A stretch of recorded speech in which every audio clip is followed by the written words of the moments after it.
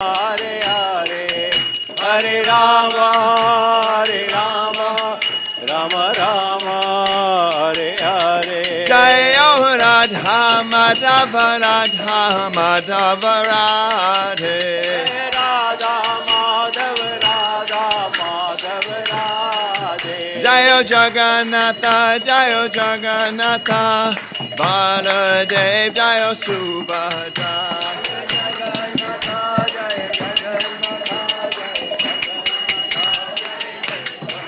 Jayo Gauranitai, Jayo Gauranitai, Gauranitai, Jayo Gauranitai.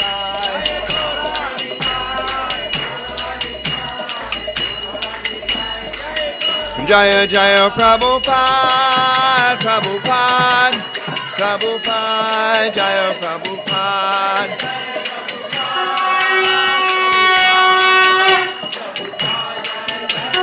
Jaya Jaya Prabhupada, Prabhupada, Prabhupada, Jaya Prabhupada.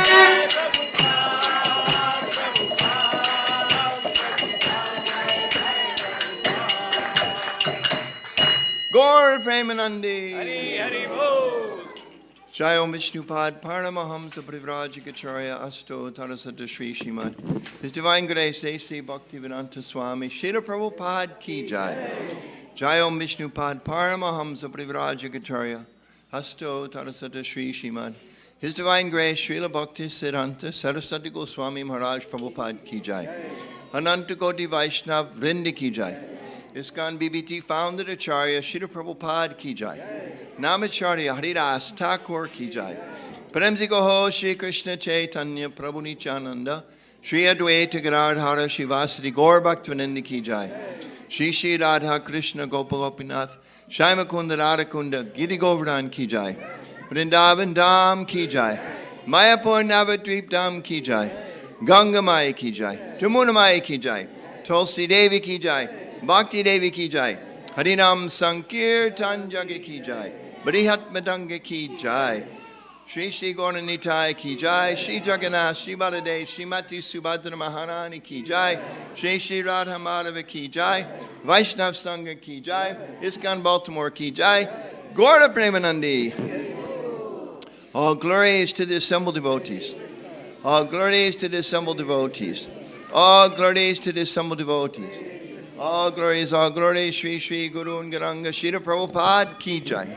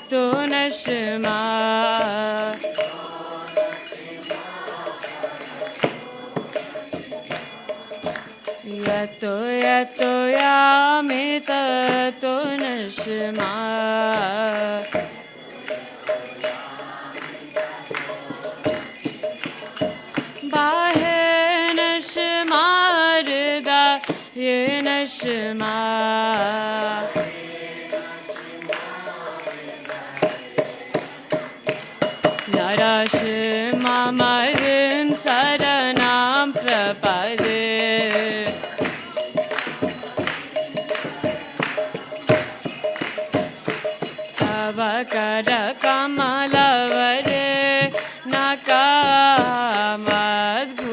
Shringa Dalita Hiranyakashipu तानुभृङ्गा केशवदिता नरहरिरूपा जय जगदीश हरे जय जगदीश हरे जय जगदीश हरे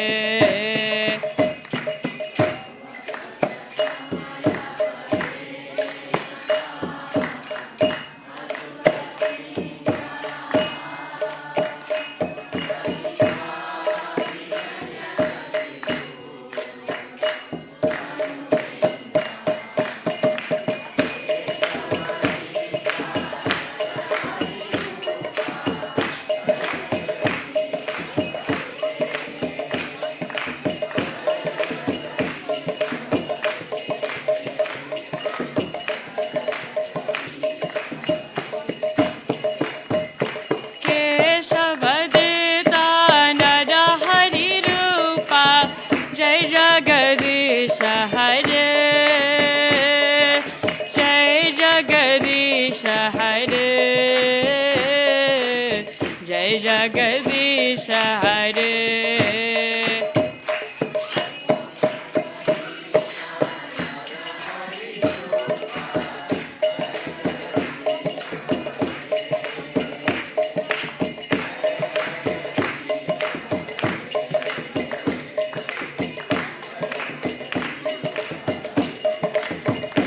जय नरसिंहदेव जय नरसिंहदेव नरसिंहदेव जय नरसिंहदेव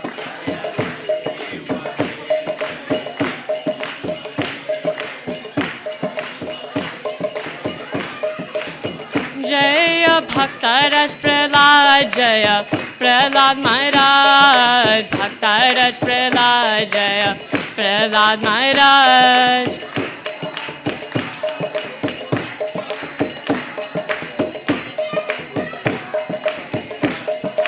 निताय गौर हरिवो हरिवो हरिवो गौर हरिवो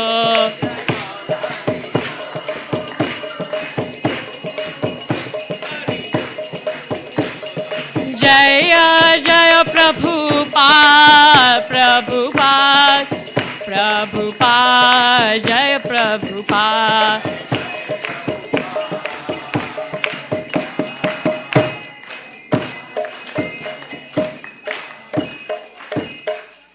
श्री नृसिंह भगवान की जय भक्त राजपाल महाराज की जय ताय कर प्रेमानंदे हरे Krishna Krishna Krishna Hare Hare Hare Ram Ram Ram Hare Hare. So we welcome everyone to ISKCON Baltimore, the abode of Nitai Gaur Lord Jagannath Baldev Subhadramai, the most beautiful Shri Radha Madhav. First, I'd like to thank you, the pujaris, for dressing deities so beautifully. Loud Haribol for them.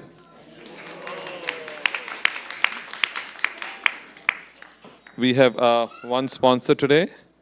This grace, Dinesh Agrawal Prabhuji is here. No? Okay, he is sponsoring for his departed father's Punyatithi. So we can face the deities and chant Hare Krishna 3 times. Hare Krishna, Krishna Krishna, Hare Hare. Hare Rama, Rama Rama, Hare Hare. Hare Krishna, Krishna Krishna, Hare Hare. Hare Rama, Rama Rama, Hare Hare. Hare Krishna, Krishna Krishna, Hare Hare. Hare Rama, Rama Rama, Hare Hare. Is anyone coming for the first time today? Hare Krishna. What's your name? Nancy? Louder people, Nancy, please. Hare Krishna. Nancy, Mataji, Shyam Bhakti Mataji is there. We have a small gift for you, and even Kirshna, a small gift. So you can meet her afterwards, and we'll give a small gift. And who else is coming first time? Anyone else? Harish, what's your name, Mataji? In the loud Haribol for Mataji. Haribol! Thank you, Mataji, for coming. Appreciate that. Yesterday, we had a funeral service for our congregation member, Dharmaraj Prabhu. And it was just amazing that the outpouring of support and so many devotees from all over, all the way from New York came through, so many Prabhupada disciples came. So he really truly, he departed as a Vaishnava. We all know how he departed, so wonderful. We are among the Kirtan. And his funeral service was also wonderful. So thank you all for coming for him. Devotees were really, Mataji and the family, they expressed really very appreciation for all the devotees who were there. And they were such a wonderful kirtan for that. They're having memorial services on 26th, from starting at 12. So they said they opened the house. Please all come over there. And whatever association you had with him, please express, and they will really appreciate that. So 26, starting from 12, I'll be sending the message today on ISKCON WhatsApp group with the details for that. Please come over for that one. Because the memorial service is that day, so our Surbi Mataji, the annual boat festival has been moved to 2nd September. So the same times, 5 p.m. onward, 4 p.m. onwards, but it will be 2nd September for that one. Upcoming festival, Balram Purnima, is being held on August 30th. And we got the news that His Holiness Gopal Krishna Goswami Maharaj will be here for that one. So, Haribo. What a wonderful program last week was. We felt we were in Vrindavan. In the Mangal Aarti, we had 400 plus devotees were there every day. It was looked like the place is expanding. So such is the power of Sadhu coming here. So hopefully next day, he will be here only for one day, then he's departing to India. But I think Balram Purnima will be here giving lecture and everything. So if you have chance, please be there for that one. So without taking too much time, also Bhadra Purnima is coming. We have our temple has decided to distribute as much Bhagavad Gita as possible, Srimad Bhagavatam as possible.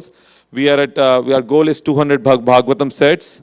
But we have reached 60 already, and then we have many hospices are interested, many senior citizens are in centers interested in Bhagavatam sets. We have almost commitments 30 from them, but they said they cannot pay for that. So somebody, Good Samaritan, would like to sponsor for Bhagavatam, so it can go to there. Those places will be really wonderful. I think we are planning to go there and install in a wonderful ceremony. So if anyone is interested in having Bhagavatam at the place, they can let us know.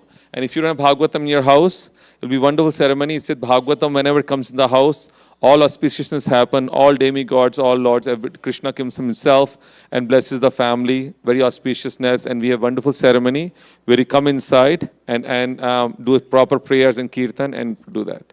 Yes, Mataji?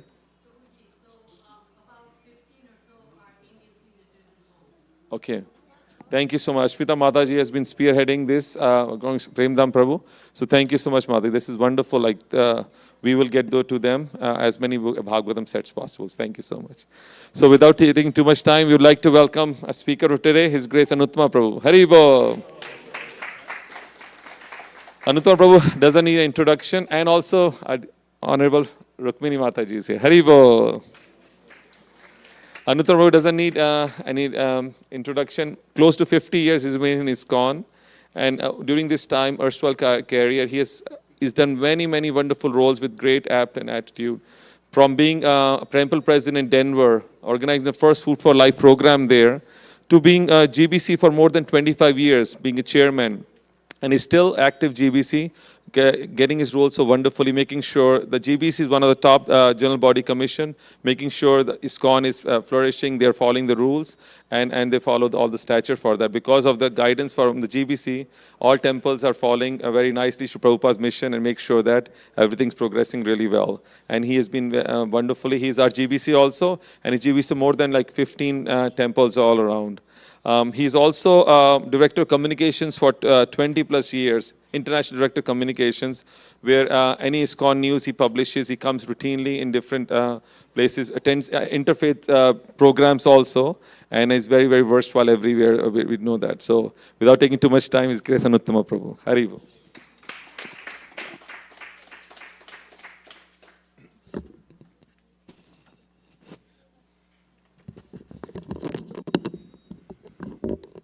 So we don't have harmonium, so we'll just chant Jai Radha Madhava with kartals and drums. But our two drummers just left. Anybody over 14 still here that plays drum? If not, we'll just chant. Any of the ladies play drum? Jai Radha Madhava Kunja Bihari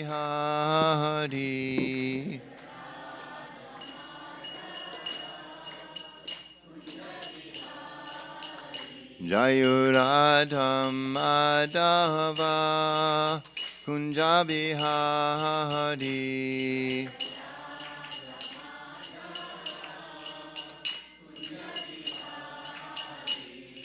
Gopi Jana Ballava Girivardhari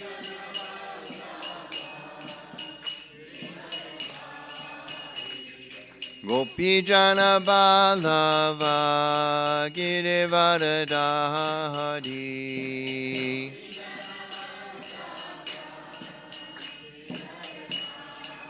Yashodanandana Braja Jana Ranjana Yashodanandana Braja Jana Ranjana Yamuna Tira Vanachari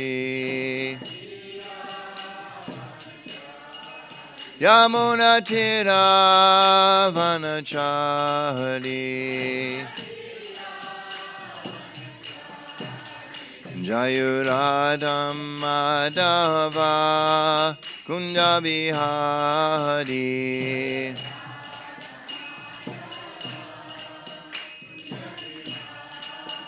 Jai Radha Madhava Kunja Bihari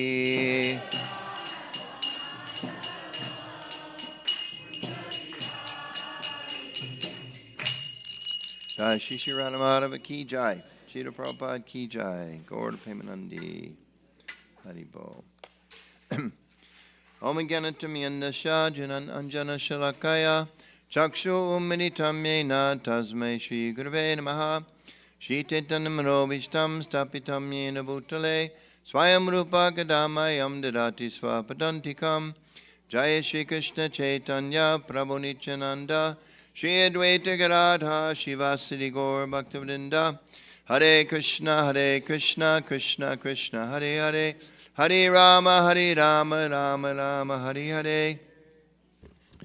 So Vivek Prabhu, one of the demigods, is up there somewhere. And he's going to turn on a video in a couple of minutes, but Vivek, not quite yet, but it's coming. I hope like the demigods, he can hear and see us, although we can't see him. I'm hoping he's there. So I'm going to read a very well-known verse from the 4th chapter. And then we're going to show a little video, just 4-minute clip from a conference that I've mentioned here before, speaking in Baltimore, but I thought it'd be a good chance to play a little bit of it from the special event a few years ago about ISKCON's 50th anniversary, but particularly a little bit about Prabhupada. So that's the connection here. As we know, Janmashtami, Balaram's appearance is coming up. After that is coming Janmashtami. And immediately following that, the very next day, is Srila Prabhupada's Vyasa Puja Day, or his appearance day. So, 4th chapter, Bhagavad Gita, text 34. A lot of you know this. I don't know what goes up on the screen here, but you can just repeat if you know it. Tadvidhi pranipatena pariprashnena sevaya upadekshanti te jnanam jnaninas tattvadarshinaha. So, how about I say, you say? Just try to learn the truth by approaching a spiritual master. Inquire from him submissively and render service unto him. The self-realized souls can impart knowledge unto you because they have seen the truth. Purport by His Divine Grace, Srila Prabhupada. The path of spiritual realization is undoubtedly You know what Prabhupada says? Undoubtedly, easy, full of joy, simple, what's he say? Colorful, difficult. Yeah.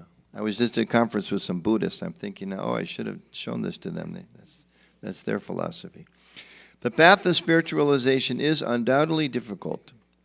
Other places, Prabhupada says, is very easy. So you have to read carefully. You can't just read one line and think you know it all, right? The Lord therefore advises us. It's also a very thirsty path, so I'm getting two. Very nice. The Lord therefore advises us to approach a bona fide spiritual master in the line of disciplic succession from the Lord himself. No one can be a bona fide spiritual master without following this principle of disciplic succession. The Lord is the original spiritual master, and a person in the disciplic succession can convey the message of the Lord as it is to his disciple. No one can be spiritually realized by manufacturing his own process, as is the fashion of the foolish pretenders. The Bhagavatam 6.3.19 says, Dharmam tu sakshat bhagavat pranitam. The path of religion is directly enunciated by the Lord. Therefore, mental speculation or dry arguments cannot help lead one to the right path. Nor by independent study of books of knowledge can one progress in spiritual life. One has to approach a bona fide spiritual master to receive the knowledge. Such a spiritual master should be accepted in full surrender, and one should serve the spiritual master like a menial servant, without false prestige. Satisfaction of the self-realized spiritual master is the secret of advancement in spiritual life. Inquiries and submission constitute the proper combination for spiritual understanding. Unless there is submission and service, inquiries from the learned spiritual master will not be effective. One must be able to pass the test of the spiritual master, and when he sees the genuine desire of the disciple, he automatically blesses the disciple with genuine spiritual understanding. In this verse, both blind following and absurd inquiries are condemned. That's a good one to remember sometimes. Absurd. I get in this age of social media and email and all that, to remember, you can quote Prabhupada, Dear Prabhu, absurd inquiries are not recommended. Condemned, actually says. Not only should one hear submissively from the spiritual master, but one must also get a clear understanding from him in submission and service and inquiries. A bona fide spiritual master is by nature very kind towards the disciple. Therefore, when the student is submissive and is always ready to render service, the reciprocation of knowledge and inquiries becomes perfect. So, Jai Shri Prabhupada, Namo Vishnu Padaya Krishna Mistable Today Shrimati Bhaktivedanta Swami Namani Namaste Saraswati Devam Gauravani Vichani Nena Visesha Shinavani Pasta Thursday. So before we hopefully we'll be able to show this clip, we'll see. But because Prabhupada's Vyasa Puja Day is coming up, and Srila Prabhupada is the founder Acharya of all of ISKCON, I thought we should talk about that a little bit. So this is this video clip, hopefully we're getting, is a clip from the 50th anniversary of ISKCON event was held at Harvard University, and if it shows up, is it there? First, we're going to hear from a Muslim scholar, Dr. Shana Kirmani, who was there when Prabhupada himself spoke at Harvard University. This is recorded at Harvard. And actually, first, it might be a little clip from Frank Clooney, Dr. Frank Clooney, professor, who's the head of the Harvard Center for the Study of World Religions. Then Professor Shana Kirmani. Then the most important, or the longest part we're clipping here is Professor Thomas Hopkins about Prabhupada's unique role historically. So we'll play that. It's about 5 minutes total, okay? School in this Hopefully we can get volume this too. very room. I was here. As I rushed to the library through these corridors, when I passed by this very room, the sight was startling. On the table in front of the room, Okay, and there's a in window saffron opening to the robes, there demigods. sat a man in a modified but Oh, Lord of the sky and the technology, please empower, allow Vivek Prabhu. Can you see the picture of it? Is it moving at all? Okay. Asana yoga pose. Okay, let's back it up, back it up. Back. Robes through these corridors. When I Vivek, passed you need by to back it up. this very room, in this very room. Okay, this is it. This is it. In May 1968, Srila Prabhupada gave a lecture here at the Divinity School in this very room. In this very room. I was here. As I rushed to the library through these corridors, when I passed by this very room, the sight was startling. On the table in front of the room, and in saffron robes, there sat a man in a modified Padmasana yoga pose. It stopped in my tracks. At the door, I stood. I'd never seen anything like this before. Not at Harvard. It doesn't happen here. He was talking about Lord Krishna, the Bhagavad Gita. He talked about peace. All serious subjects for me. Curiously though, alongside these serious subjects, he was also talking about delight and happiness. Most of the members of ISKCON in 1966 knew almost nothing about the early Chaitanya devotional movement and its participants, or about the later figures who shaped the Vaishnava tradition of Bengal that in September of 1966 laid the foundation for ISKCON. That is to say, they knew almost nothing about Bhaktivedanta's background or where he got his teachings and practices. As a historian, we have to look at the historical situation. And the fact is, there was no clear parallel. There had been no clear parallel to Prabhupada's achievement. The most obvious parallels would be Jesus' founding of Christianity and Muhammad's founding of Islam. Jesus' ministry, however, was among his own people and his own culture. And he had the help of adults, his own age, his disciples, to carry his movement forward. The same thing can be said of Muhammad, who had from the beginning followers from his own culture and his own family to help him establish his movement. Prabhupada, by contrast, was one elderly man in a totally unfamiliar culture, with no one else from that culture to support him, and a group of followers initially at benchmark zero. Moreover, unlike many earlier missionaries from Hindu India, he was determined to establish not just an outpost of Hindu devotion to Krishna, but an outpost of Indian Bengali culture as well. He wanted to carry a whole cultural tradition across a huge cultural separation, and he set out to do it himself. He thus not only taught his followers how to practice devotion to Krishna, the Gaudiya Vaishnava way, he also taught them how to cook, how to dress, how to conduct themselves by doing these things. And of course he taught them Sanskrit, he taught them text, and he taught them how to teach all of these things to others. He was, in short, a one-man channel for an entire cultural religious tradition, starting when he himself was already 70 years old. How did this work out? Time will, of course, tell. But here we are, 50 years down the road, and looking ahead as well as back. And I might add in closing, ISKCON has on the record done at least as well as Christianity and Islam did in their first 50 years, because both at that point were having serious problems. So may the discussion begin. Hari Bol.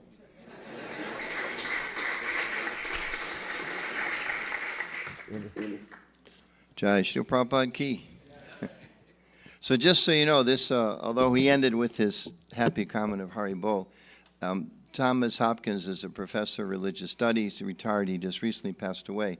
But he's not an ISKCON devotee. He's not a Gaudiya Vaishnava. He's not a Hindu. He has no connection at all as a representative of the tradition. He's a scholar looking at things from the outside, and he very much deep appreciation of Srila Prabhupada, who he met. I believe he might have been the first scholar to ever meet Srila Prabhupada, one of the first ones for sure.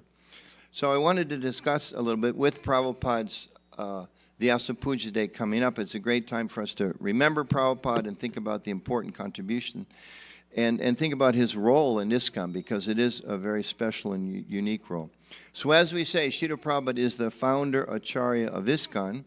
And just to look at that a little bit, founders, a word we're all very familiar with, someone who lays the foundation or someone who starts something or like if you have a foundation of the house, someone comes in and builds the foundation. It's the most important part, because if the foundation isn't strong, the whole house can tumble down. So it's very, very, very critical. One who sets the principles or the values in terms of an organization, that's the role of the founder. Acharya, of course, is a Sanskrit word, means one who teaches by example.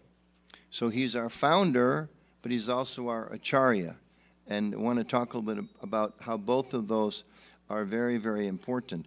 We know and we see the successes as ISKCON gradually is growing. As Tom Hopkins mentions here, he says 50 years in, so it's about, 54, 55, 50 years in, that ISKCON actually is doing relatively well compared to two pretty important historical religious movements, probably composing, I think that's the largest one and two largest religions in the world. So he's saying this is, phenomenal.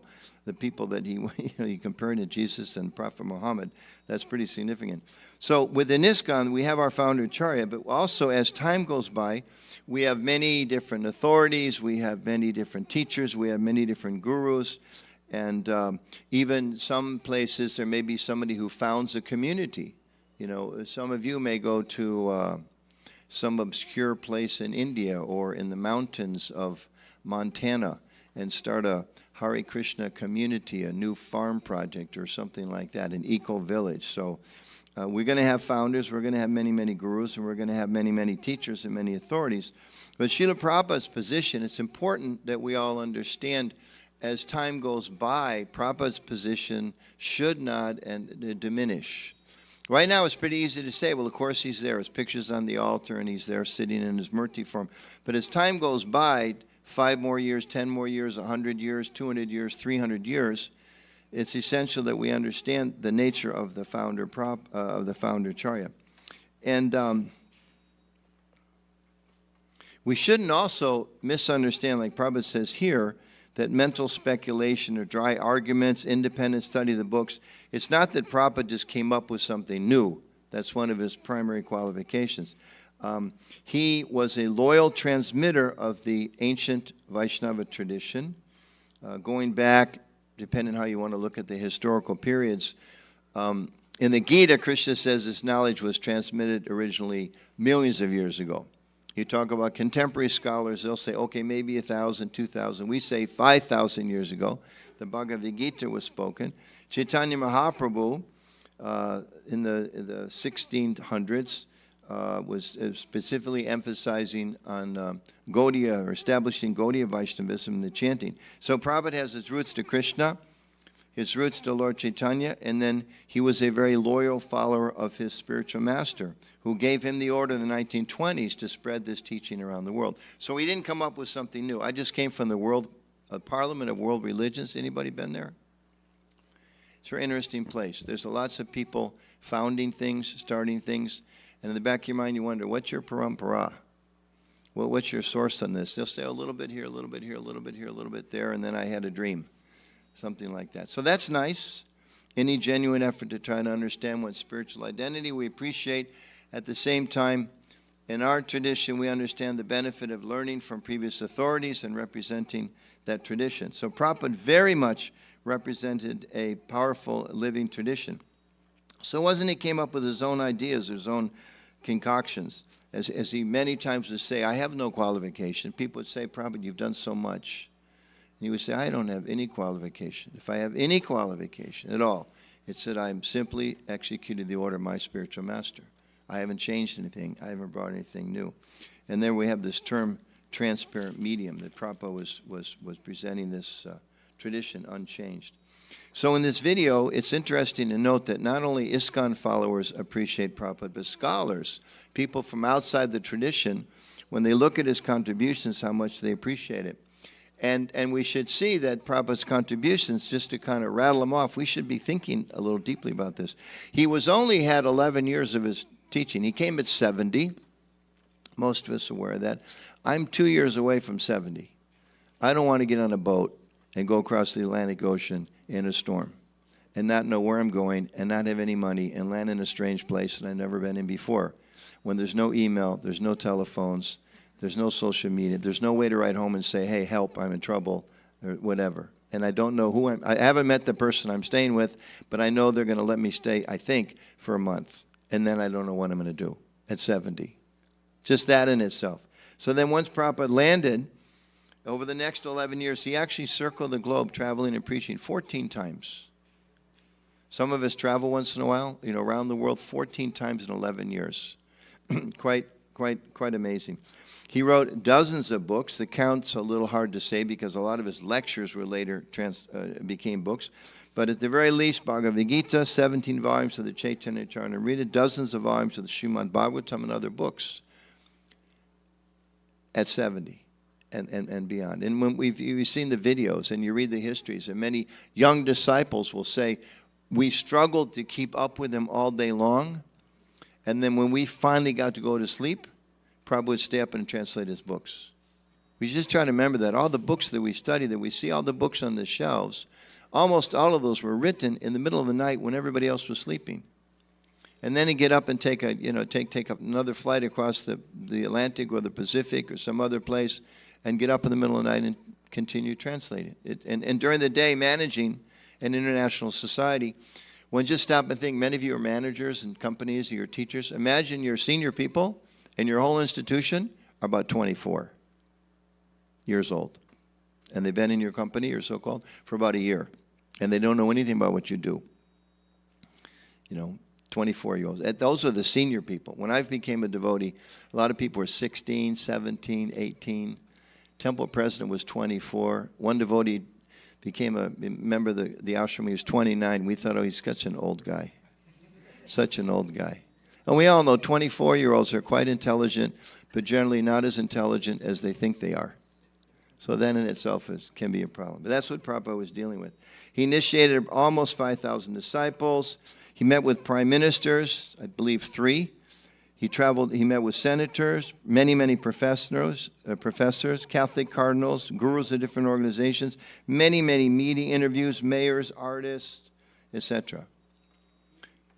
He established farm programs. He established a school system. He established Hare Krishna food relief. He established the Bhaktivedanta Institute. Next to our booth at this event in Chicago was the Bhaktivedanta Institute from Calcutta. There's a few different branches of that now. And even things like musicians. I mean, Prabhupada there's so many recordings of Prabhupada singing. And, of course, he set the standards for ISKCON. Chant 16 rounds. And the whole program that we follow with the Mangala Artik and the Tulsi Puja, that was Prabhupada's adaptation of what was there from the past. So he very much laid the foundation for everything that's there today. So his status, if we think about it as founder, is pretty clear. If someone says, who's like they say, the father of the United States, right? Okay, George Washington. I mean, whatever that means, most people don't argue about that. Who's the leader by example? Oh, that's a big fight. Right? That's a big discussion. But the founder is fairly easy to clarify. Who founded Ford Motor Company? Okay, we know Henry Ford. Everybody's heard of Henry Ford. Who runs it today? I have no clue. Whose example do they follow? Well, that depends, right? But for us, it's the founder Acharya. So his status, Prabhupada's status as our founder, we should always remember that and have appreciation for what Prabhupada has done as far as the founder. But also keep in mind that Prabhupada is our Acharya. And this is the hard part.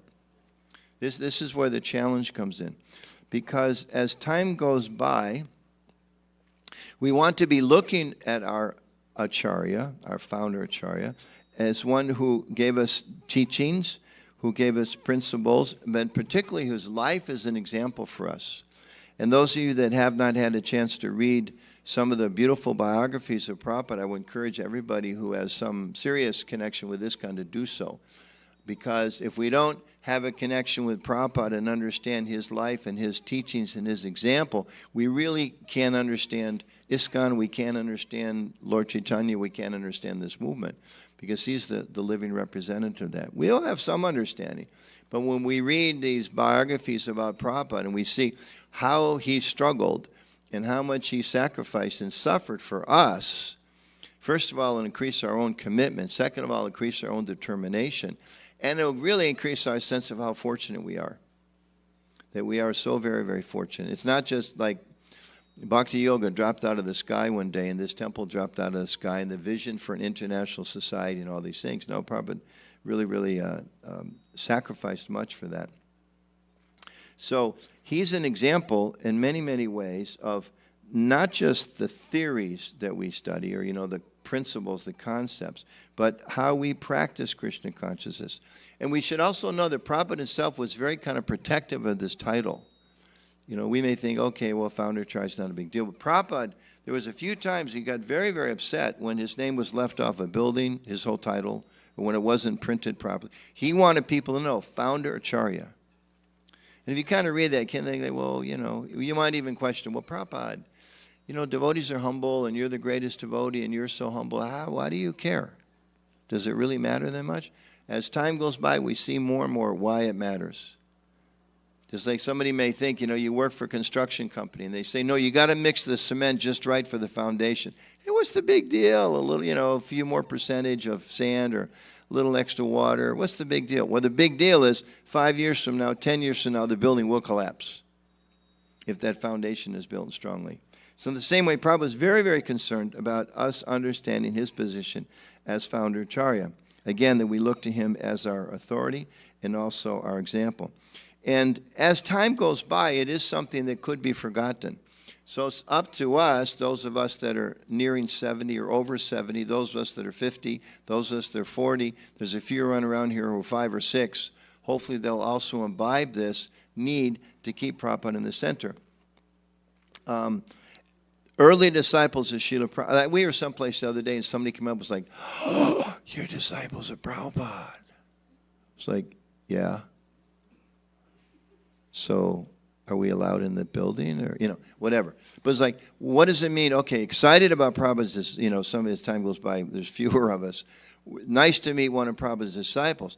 More importantly, are you imbibing Prabhupada's teachings? Forget the fall at our feet and this and that. That's not important. Are you understanding the teachings given by the Founder Acharya? And it is becoming easier to forget could forget. Because we can see again, as time goes by, like Neela Madhava Prabhu here, I personally think I'm sure there's some people that think he could improve. Most of you probably think that about me. But either way, he's a wonderful temple president. He's only going to be here for a few years, and then there's going to be another one and another one and another one. Temple president is a role. So there's going to be different gurus, different teachers in ISKCON as time goes by. But there's only going to be one Founder Acharya. We need to make sure we understand the position. I had an experience a few years ago, shortly after Prabhupada's passing away physically from this world.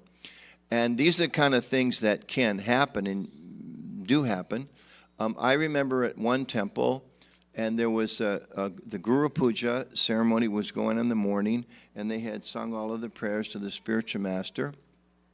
And someone was chanting Prabhupada's name, and there was another devotee there who actually had been initiated by another guru coming in Prabhupada's line, one of Prabhupada's disciples who was guru. And this disciple at a certain point in time became impatient, and he took the microphone away from the devotee chanting Jai Prabhupada, Jai Prabhupada, Jai Prabhupada, and began to sing the name of his guru. Okay?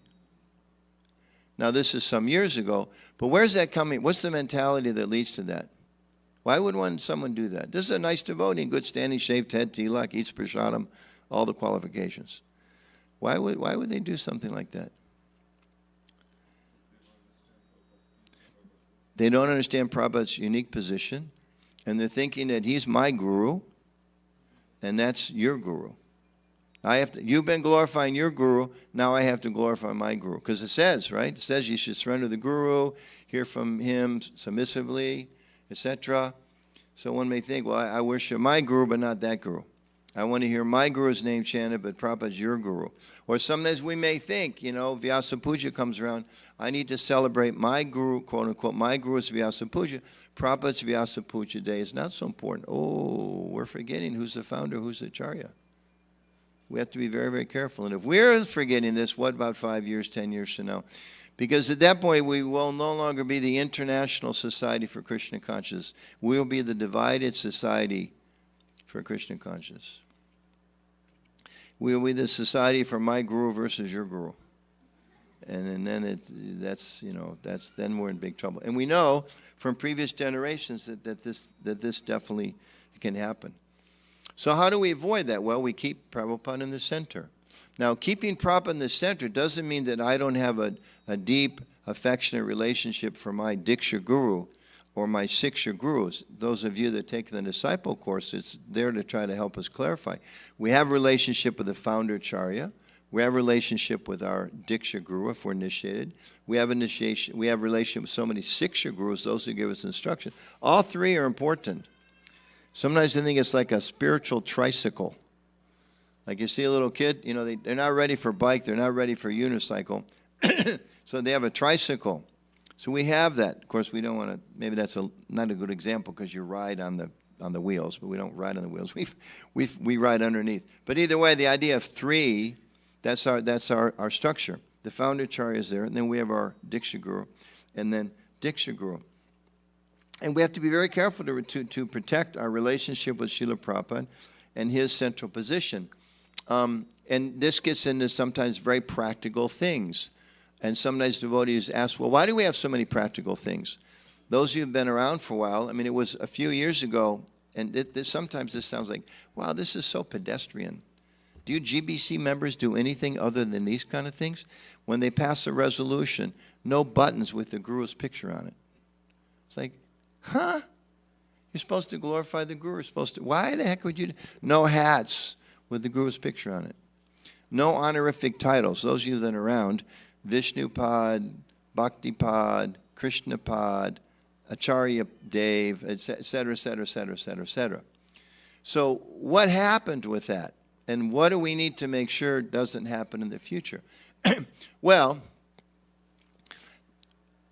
somebody decides one day, I want to especially show my appreciation for my Guru, so I get a nice 2-inch button, and I put it on my shirt. And somebody else says, oh, that's very nice, but I mean, I'm at least that devoted to my Guru, so they go out and buy a 3-inch button. And then somebody else says, well, geez, I know a place where they make 6-inch buttons. And then somebody else says, yeah, well, that's a button, but I'm going to put a hat, right? And then somebody else, I'm going to put a bumper sticker on my car. And somebody else says, I'm just going to paint my car, Gurudev Ki Jai, right? And then you can imagine, then you go to a festival and somebody's got a little bit of money, doesn't want to be shown up. They want to show how much devotion they have to their teacher. So they hire one of those airplanes, Gurudev Ki Jai, Acharya, so-and-so, and they fly back and forth, right? Like on the beach, right? You've all seen that. So these are the kind of things that can happen. It's the nature of material consciousness. Because, I mean, just like sometimes we hear in the, the world, like soccer teams get so passionate, people are like fighting with each other, whether their team wins or not. My team's better than your team. The world is full of religious communities fighting with each other, killing each other, discriminating against, fighting against, even killing each other. Why? Because theirs is better. Sometimes they have jokes like, I have some Christian friends and they'll say, if there's the First Baptist Church and then one block away is the Second Baptist Church and then the Third Baptist Church, and it's not just that tradition and all, but things split. People can split and sometimes become quite inimical. So we need to be very, very careful that we know Prabhupada said, if you love me, which means we appreciate what he's done for all of us, then he said you cooperate together. And part of that cooperation, Prabhupada gave this wonderful example, perhaps it's from the Bhagavatam. If you have a pool of water, right, we've all heard this, you drop a stone in, if it's all in the same center, the ripples that go out, even though Purushottam may drop a big stone, I drop a little pebble, still they'll be in harmony because the center is the center. We usually use that as an example how you put God in the center, put Krishna in the center, isn't it? But for us, it also means, for those participants in ISKCON, it means Prabhupada's in the center. If my center's there and your center's there and her center's there and his center's there, there's no harmonious waves. There's only conflict. So it's especially important as the society grows that we keep Prabhupada in the center, and particularly that we remember founder Acharya. We do hear these voices sometimes these days, even to go so far as to say, well, what he taught us is important, But it's not so important what he did. There are those voices there, and these are unsettling voices that are there. That Prabhupada, when he came to the West, he made compromises. I mean, we know most of you come from Indian heritage. According to the Shastra, you're fallen. You are fallen. You're not Brahmanas. You can barely be Vaishnavas. You're fallen. You're contempt. Anybody here work for a job outside? You can't chant the mantras. How can you chant Vedic mantras if you associate with materialistic people? Anybody in your whole life ever ate a potato chip? Cooked by some machine or something, you know? Okay, you're fallen. Did anybody here cross the ocean, leave the Holy Land of India? You're fallen. Forget it. Forget it. Next lifetime. I was reading something just recently, a little discussion. Years ago, when Prabhupada was still here. And some devotees they met some pujaris someplace in India who said to them, this is, going back to Prabhupada's disciples, and they said, it's very nice the service you're doing in ISKCON. If you continue very seriously, in your next life, you can take birth in India and become a true devotee. So they told Prabhupada. Prabhupada said, you should tell them, it's very nice this deity worship you're doing. If you continue in your next life, you'll die, be born in the West, and help ISKCON.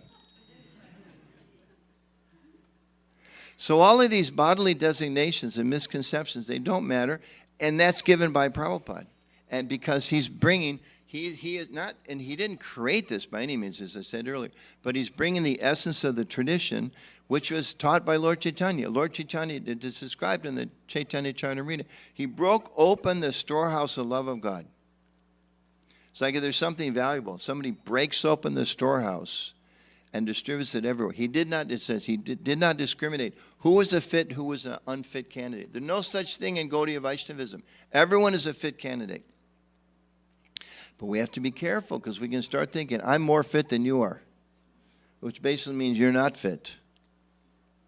Basically means you're not fit. And that's the exact opposite of our tradition. I was just in Chicago again for this World Parliament of Religions. I was speaking with a very nice brahmachari there, very, very sweet devotee, ISKCON devotee. I'd never heard this before, and maybe some of you are more, I'd never seen it in my visits to India, but this was his culture. He's a young guy, he's maybe 35, and he explained to us that he comes from a Brahmana family.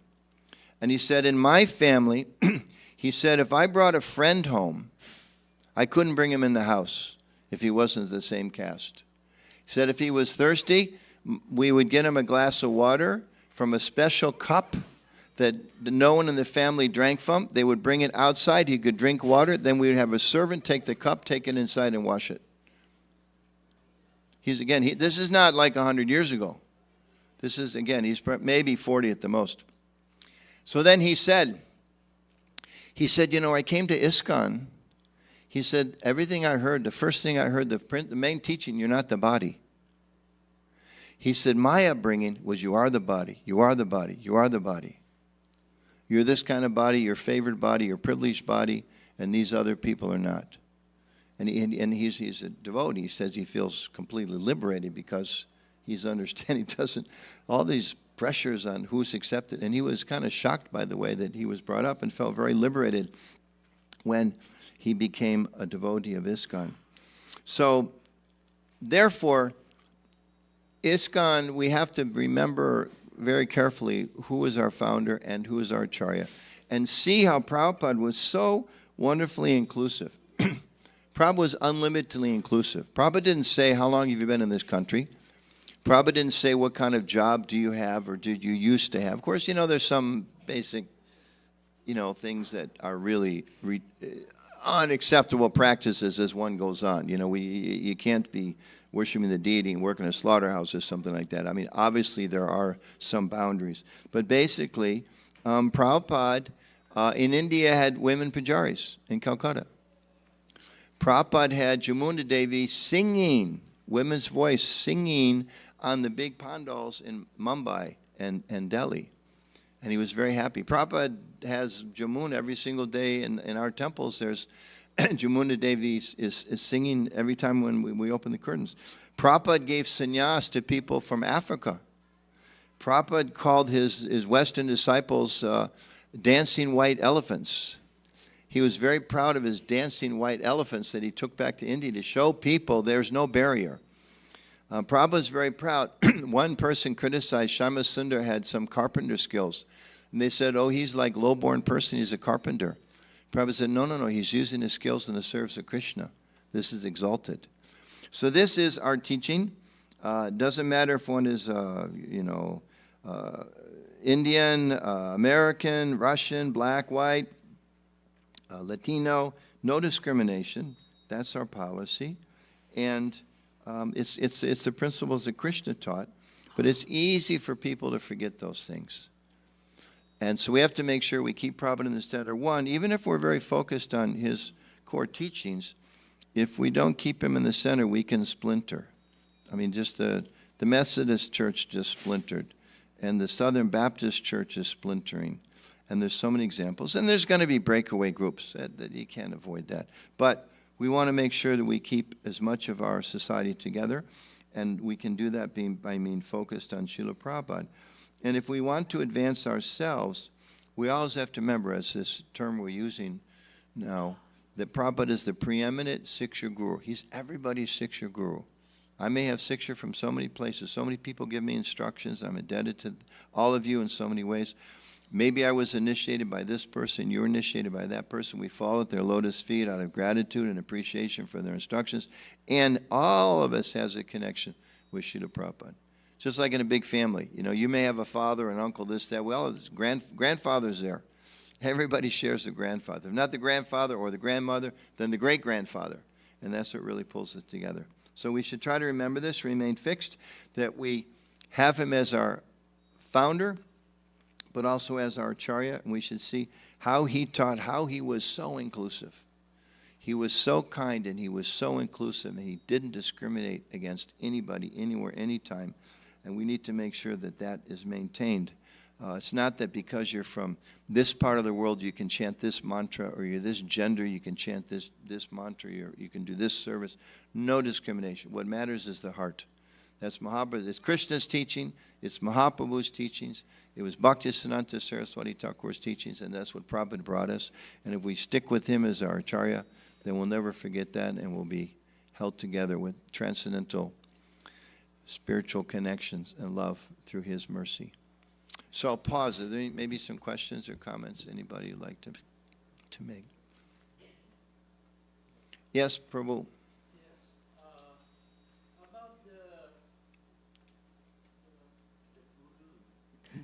Is it on? Guru, you saying Prabhupada. What about those kids that come up, kids doesn't know him, 20 years old, what, that he didn't see him? Well, Will he find- yeah, in our if the tradition, there's something definition of called, there's something called, Guru is the person who you will give yourself up Yeah. to. well, there's But Vani that and Prabhupada, who is going to find his Guru? there's Vani and there's Vapu. Thank you. Vani and Vapu in our tradition. So Vapu means the physical presence of the Guru. We should serve the physical presence of the Guru. Vani is described as more important, to serve the instructions of the Guru. So if we look at Prabhupada's example, I became a devotee in 1975. So I was there a little more than 2 years when Prabhupada was physically on the planet. The opportunity to physically associate with Prabhupada was very, very limited. You know, Prabhupada would come to this city and go to the next one. A few people would travel with him, not so many. But these days, I mean, there's videos, there's recording. You can practically follow Prabhupada all around the world for 14 years. And if you put your mind to it, you can listen to every single class. And not only that, you can hear different people's experience during the day. So the opportunity to associate with Prabhupada is very, very much there. And we do have the requirement of Diksha Guru. One should accept initiation from a specific spiritual master come in the line. But we also know even Diksha Gurus, sometimes they're here, then they're there, then they're here, then they're there. They travel around the world teaching too, which is why we need Siksha Gurus. We need people who are there, present in our lives, who can also give instruction. So all three of them, just like we have Sadhu Shastra Guru, so even within Guru Tattva, we have different types of gurus. In this way, Krishna's blessing us very much. Any other questions? Yes, Purushottam Prabhu. Last week, Gopal Krishna Goswami Maharaj was here. Yeah, Gopal Krishna. And, yes. and he spoke, I think, one lecture, at least at Potomac Temple. His speech is not. Is the mic on? Yeah. His speech is not very clear, but in every sentence he will mention Prabhupada. Prabhupada. And we can hear very clearly Prabhupada word. Others may not understand, but he was again and again, everything he said related to Prabhupada. So this come to think about how we can connect with Prabhupada is also depend on Guru, our Guru Maharaj also, how he is connected to Prabhupada. Yes. So that's a good observation. And that increases our faith. Yeah. When we see that our Guru, our Diksha Guru, our Siksha Gurus are that much connected to Prabhupada, that should increase our faith. Because we shouldn't think also, it's not like one becomes a sannyasi and there's no more tests. Or one becomes initiated and there's no more, I have to get initiated because then it's going to be all downhill. It's not easy. The tests increase. First initiation, second initiation. Not when you become a sannyasi, become a GBC, become a temple president, become a Diksha Guru. It doesn't mean once you become a Diksha Guru, now no more temptations. Some ways they're greater. But that one stays fixed. The service of the lotus feet of their Guru, that's their particular qualification. So thanks for pointing that out. Thank you. Yes, Prabhu. My question is that you stated that there's factions that occur, and but what are these factions built on? Because are they built on the standard, background that everybody believes in, and then they get separated? But what is the foundation that these factions occur? Well, the foundation that keeps us together is Him. Right. That's what keeps us together. The foundation that causes splits in anything, or why do marriages break apart? I would just have a friend who's a professor at a college in Chicago. He was here last week, actually. And they fired the founder of the recent president of the university, because there was some conflict that was there. So this is the age of Kali, this age of quarrel and hypocrisy, so there's always quarrel. So we have to try to minimize that by, which comes from different things in general. My false ego largely, my lack of humility, my lack of cooperation, my lack of wanting to be a servant instead of being in charge. I have some new idea, everybody follow me. And also respect. We need to maintain a culture of respect and ability in a practical way to listen to each other. So if you and I have different ideas, I should really learn how to listen to you so you feel heard. You should try to learn to listen to me. And if we really listen to each other, oftentimes we can work things out.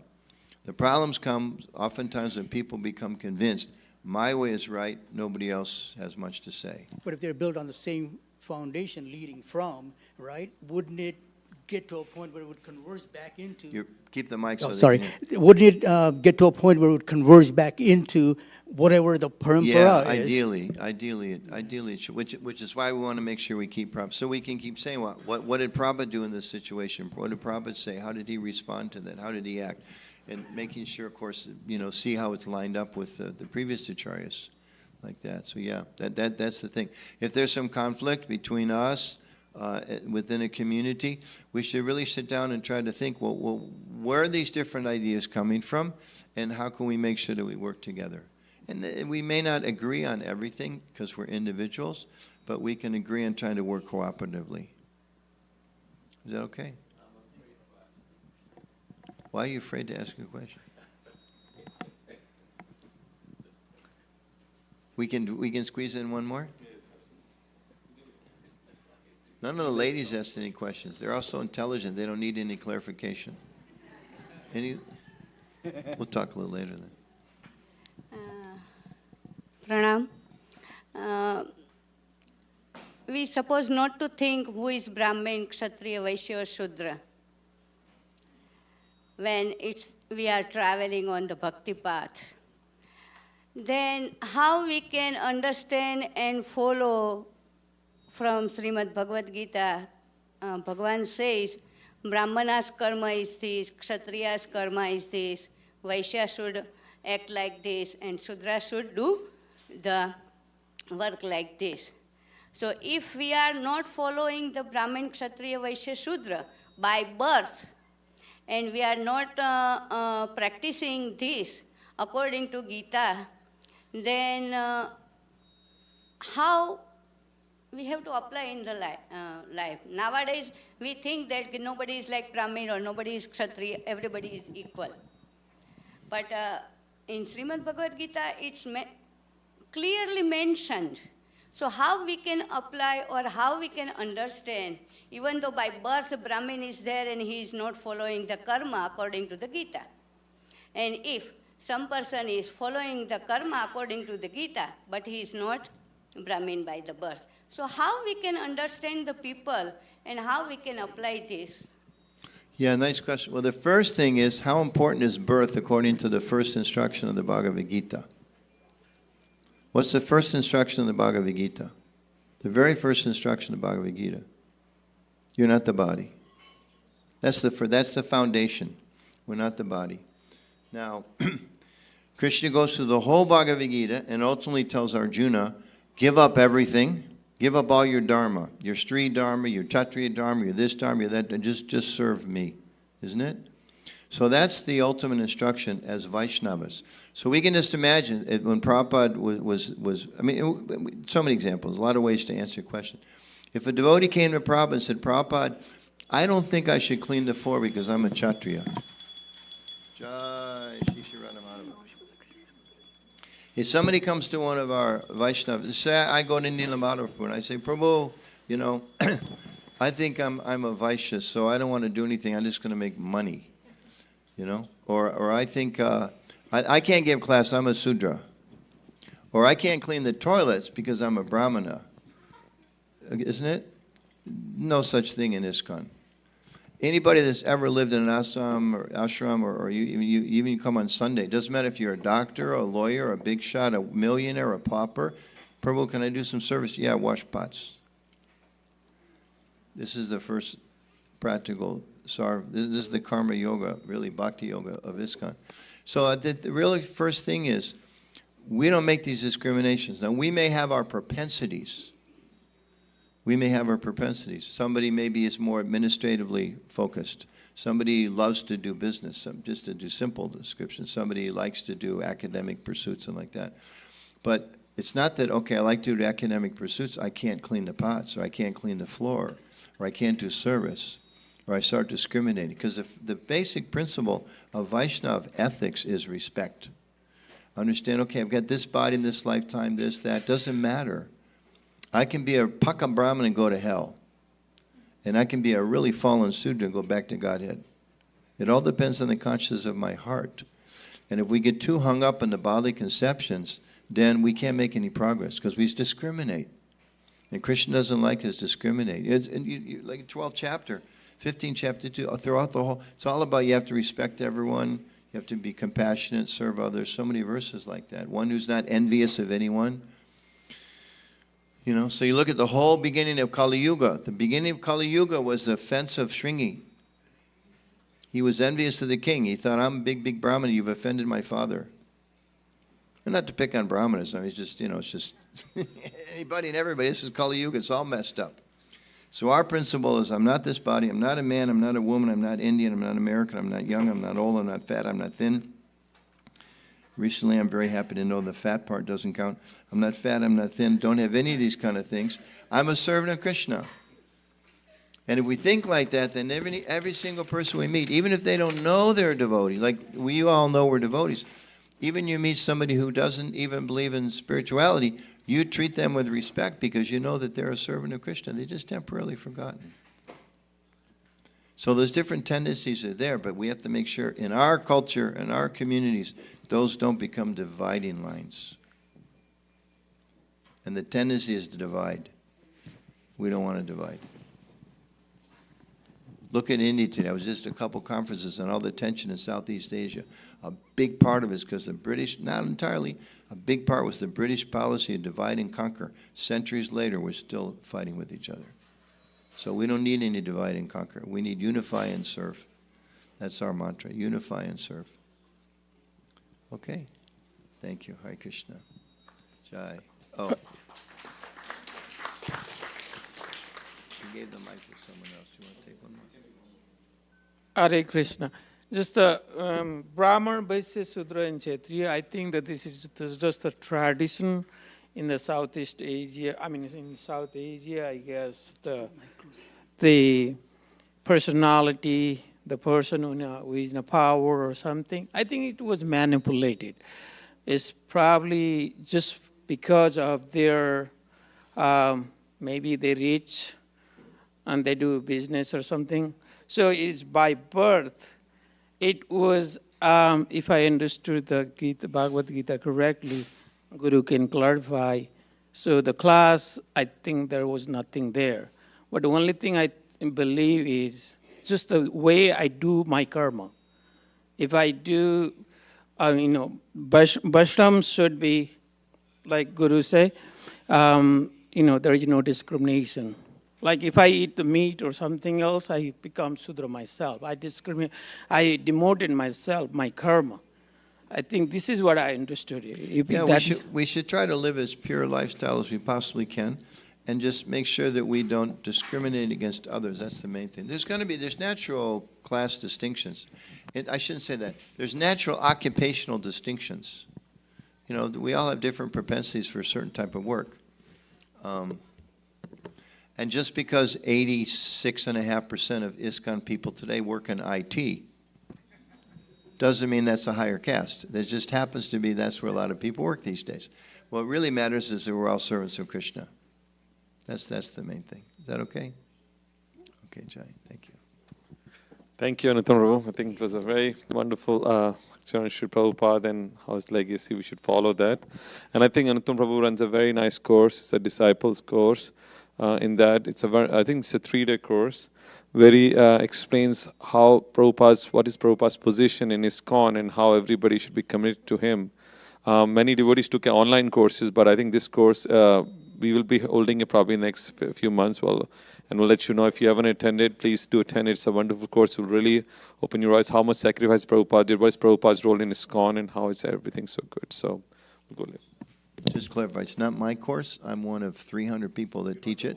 No, it's an official ISKCON course for devotees that are starting to think about what's it mean to have a guru. Yeah. The next one actually is in Delaware. That's going to be physically located here. And it's actually online at Bhaktivedanta College starting soon. But I don't know if you have a date here. Thank you so much. We'll have prasadam downstairs. Thank you all for coming. We'll see you next week. Hare Krishna. For the 2 newcomers, prasadam means it's time to have our wonderful feast. If you're wondering what's that all about, that's our feast. Please follow us downstairs. Thank you.